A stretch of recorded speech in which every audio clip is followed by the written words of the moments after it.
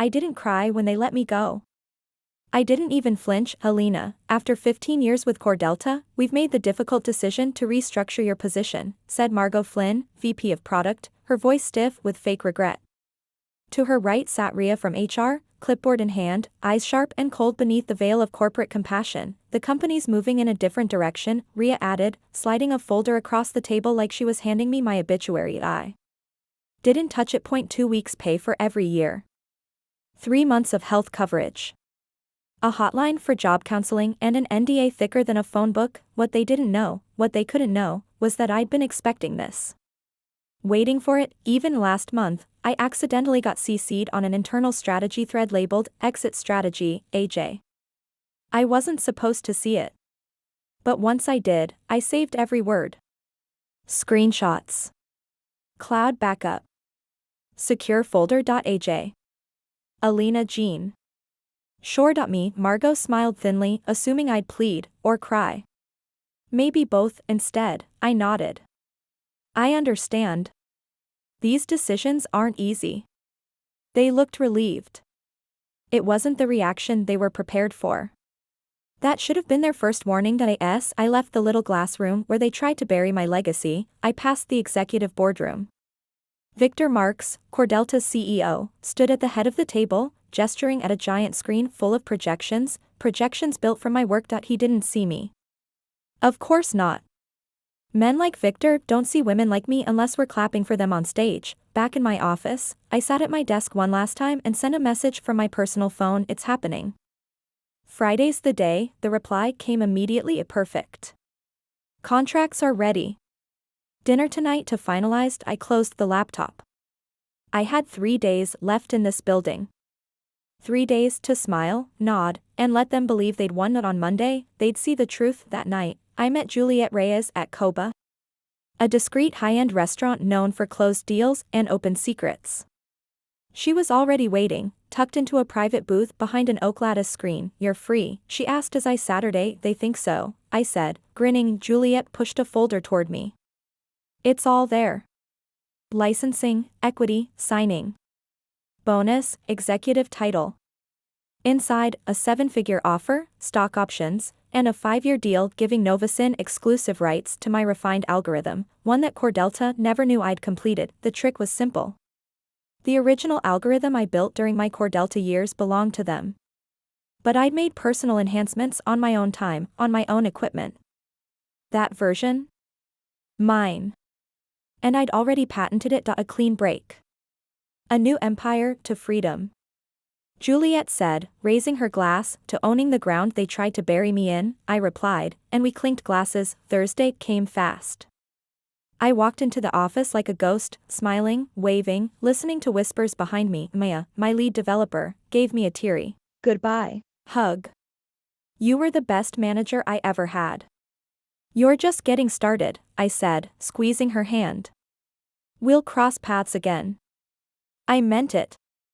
She didn't know it yet, but I'd already sent offers to my entire team, 6 engineers I trusted like family. Friday morning, Rhea handed me my final NDA. You affirm all work created here belongs to CoreDelta, she said. I nodded.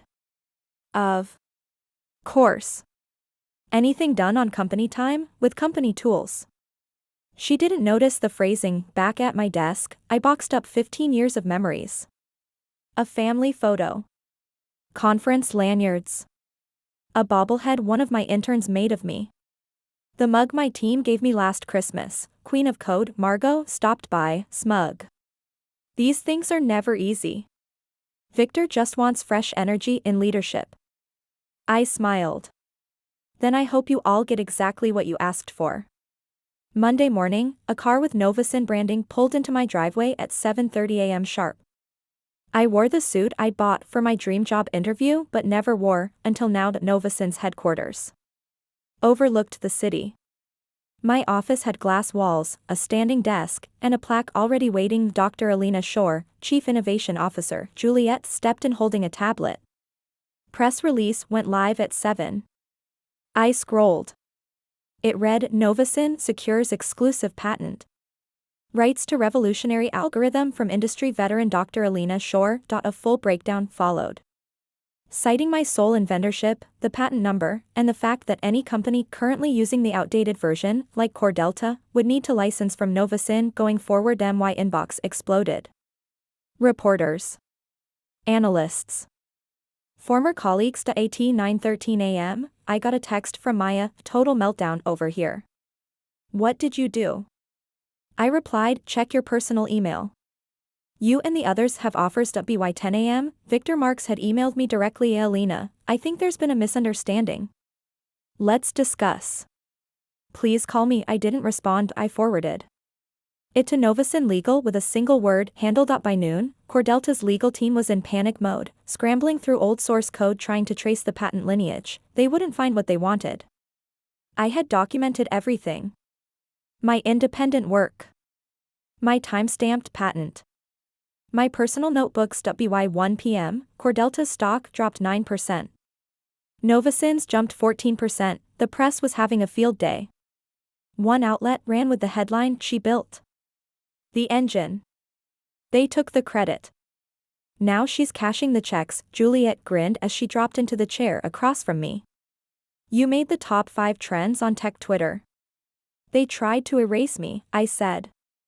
Now they have to pay me. At 3 p.m., I walked into my first strategy session as an executive, not a department head, not a key contributor, but a decision-maker. My new team, half old faces from CoreDelta, half rising stars, was already assembled. I laid out my vision. We're not just building better systems. We're building the standard. We'll be the platform others have to answer to. They nodded, taking notes, excited. I had ideas that had been ignored for years. Here, I would bring them to life. Here, I wouldn't need permission to innovate. I wouldn't be a whisper behind the curtain. I'd be the one drawing it back. Point 2. Days later, Margot sent me a message via LinkedIn. Short. Hello, hope you're doing well. Would love to reconnect someday. I didn't respond. Victor tried again too, this time with an offer to consult, to find a way to collaborate.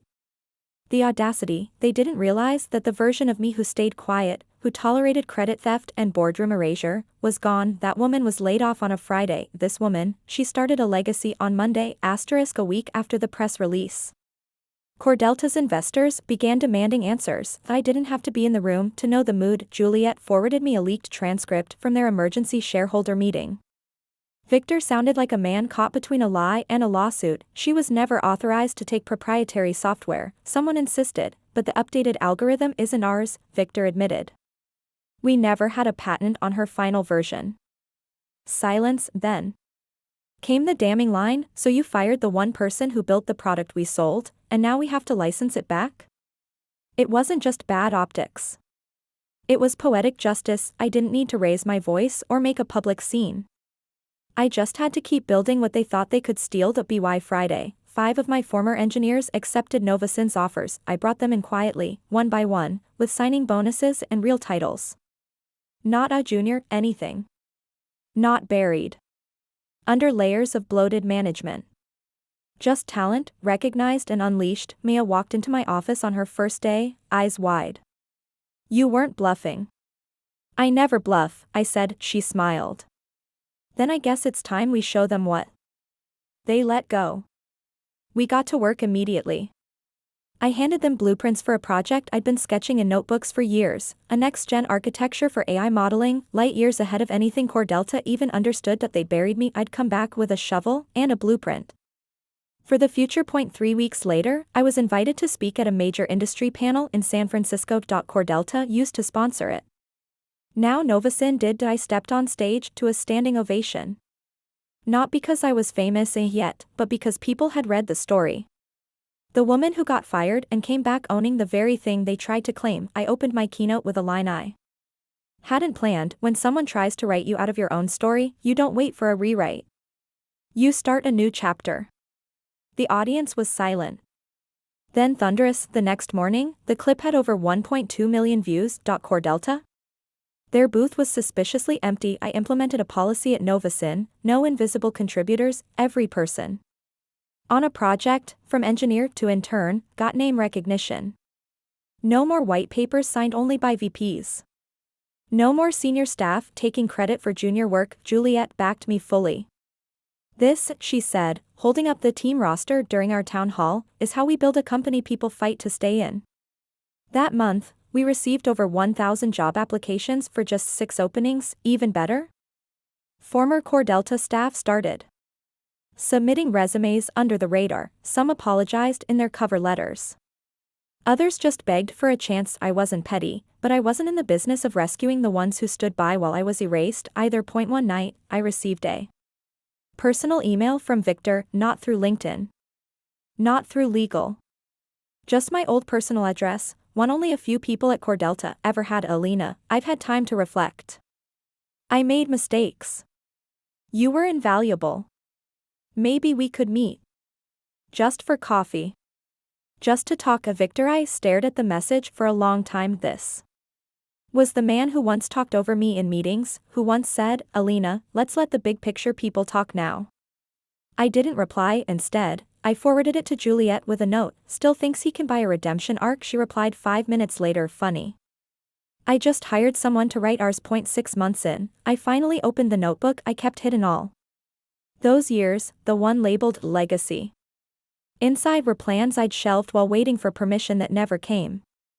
Now, no one could stop me. We launched Project Framework, a full ecosystem that let startups build and deploy neural networks without needing deep back-end teams. Open architecture. Modular code. Built for scale. IT took off instantly. The industry dubbed it the Alina model. I never asked for that name, but I didn't correct it either. I watched CoreDelta from a distance.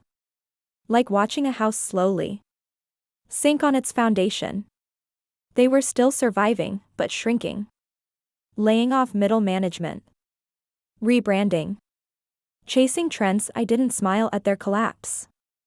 I wasn't here to celebrate their downfall, but I didn't shed tears either. When they erased me, they thought they were clearing space for someone younger, cheaper, and quieter. Instead, they cleared the stage, and I stepped into the spotlight, not to perform, but to lead. I met Zara at a university panel on ethical AI. She was 21, sharp-tongued, and unafraid to call out bias, even mine. After the session, she approached me directly. You said AI should serve people, not profits. But how do you build something ethical in a system that isn't?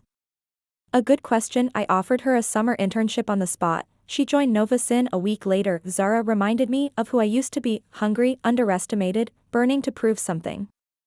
But unlike me, she was growing in a place that saw her. This time, I wouldn't let talent be buried in bureaucracy. We were prepping for Novasyn's Series C funding round when I got wind of a quiet merger in the works. CoreDelta was being acquired by a company we had just outbid for a government contract. Desperation was written between the lines. I called Juliet. They're about to be someone else's problem. Or, she said, they're going to try to position the sale as a win. Rewrite history. That, I couldn't allow that. We reached out to 3 major tech outlets with detailed reports of CoreDelta's IP mismanagement, public records of my patent filings, and emails from engineers they'd once silenced. The next morning, headlines. Read, the company that let $1 billion idea walk out the door. The new parent company of CoreDelta reached out with an offer not to merge. To buy us out. Novasyn would be a jewel in our AI portfolio, the exec said over Zoom. You'd have full autonomy. We just want to help you scale. I sat back, listening. I had waited years for someone to say I was worth investing in. Now they wanted to buy what they once dismissed. I declined, not out of spite, but because some things were meant to be owned, not absorbed. We didn't need a parent company. We were building a legacy. A year to the day after I was fired, I walked past CoreDelta's old headquarters. The building was still there, but their name had been removed.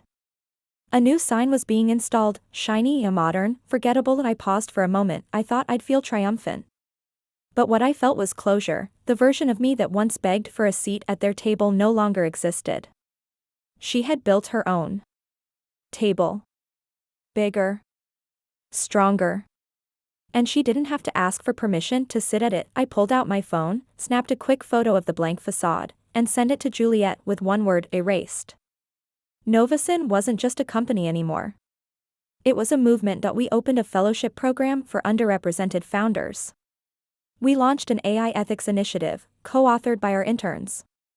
We made every success traceable, every contribution visible. One afternoon, Zara stood outside my office, grinning.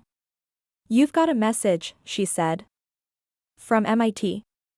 I raised an eyebrow. They want to name a lecture series after you. The Alina Vega Initiative." I looked at her. "You think I should accept?" Zara grinned. "Only if you want your story to keep rewriting theirs." I thought of the girl I once was. Overlooked. Fired. Silenced, and then I thought of what I'd built, brick by brick, from the ashes of someone else's arrogance. "I accept," I said. "Let's keep building." Late one evening, my executive assistant forwarded me an anonymous email. The NO sender. Just a subject line, "You should see this." Attached was a zip file, metadata traced back to CoreDelta's old legal servers. It contained internal communications, dated months before my firing, with language far more sinister than I'd ever seen. They hadn't just planned to push me out, that they discussed discrediting me, a PR strategy. Fabricated performance reviews. Justification in case of litigation. I stared at the screen, my jaw clenched. I had already won the war. But this was proof of intent. A confession. I called Juliet. "Do we release it?" I asked. "No." She replied. "We build higher. Then we bury them with success." I archived the file. For now. 3 months later, I stood on the main stage of the Global Tech Ethics Conference in Berlin. Behind me, a massive screen displayed the Novasyn logo, flanked by my name. I was the keynote speaker. As I walked on stage, I caught sight of familiar faces in the front row, mentors, allies, a few who once doubted me. I adjusted the mic. "My name is Alina Vega. I used to think success meant being recognized. Now I know better. Success means having the freedom to do the work, protect the people you lead, and never beg for someone else's validation again." The crowd was silent. Then came the standing ovation. The following week, an intern brought me a brown package marked "Confidential." Inside, a framed certificate. Patent awarded, Adaptive Modular Processing Architecture. Inventor, Alina Vega. The one they'd tried to claim. Now, legally and publicly, mine. I hung it in our main lobby, not as revenge, but as reminder. Every day, employees passed that plaque. Every day, they saw a different story of what a tech founder could look like. A reminder that women didn't just belong in tech. We led it. We designed the future, and we'd never again be erased from it. I sat across from my daughter, Celeste, at our favorite Thai place, one of the few places I didn't talk business. She was 26 now. A civil engineer with strong opinions and a gift for sarcasm. "I read about your strategic victory in TechWorld Weekly," she said, grinning. "Your generation's really into dramatic headlines." I laughed. She sipped her tea. "So, when do I get a Novasyn badge?" I raised an eyebrow. "You want in?" She nodded. "I want to build what lasts. But I also want to do it my way." I smiled. "Then don't work for me. Work with me." And just like that, legacy took root. At 2:03 a.m., my phone rang. I jolted awake. "Alina?" Juliet's voice was taut. "There's been a data breach attempt." I sat up. "Novasyn?" "No. CoreDelta. But they tried to frame it on us."